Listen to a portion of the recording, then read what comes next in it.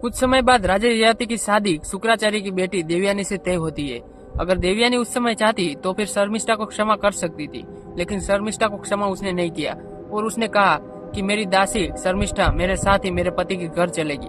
और फिर क्या, वो अपने पति के घर शर्मिष्ठा को भी ले जाती और वहाँ भी शर्मिष्ठा को दासी बना के ही रखती है। देवयानी और ययाति दोनों साथ में रहने लगे थे, जिससे उनकी एक संतान होती है जिसका नाम था यदु। यदुवंश और यादव वो सभी इन्हीं से आते हैं। शर्मिष्ठा जो कि एक राजा की बेटी थी, अब वो भी सजने संवरने लगी थी, इसलिए अब वो देवयानी से भी सुंदर लगने लगी थी। ययाति को शर्मिष्ठा से प्रेम हो जाता है और बाद में उन दोनों का एक पुत्र भी होता है जिसका नाम था कुरु।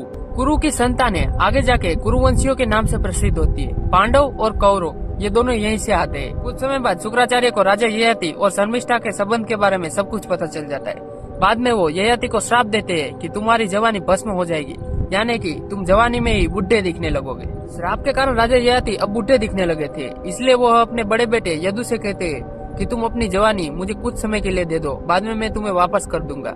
इसके बाद यदु साफ मना कर देता है कि पहले आपने मेरी माता दिव्यांगनी के साथ छल किया और अब मेरी जवानी के साथ भी छल करना चाहते हो, इसलिए मैं अपनी जवानी नहीं दूंगा।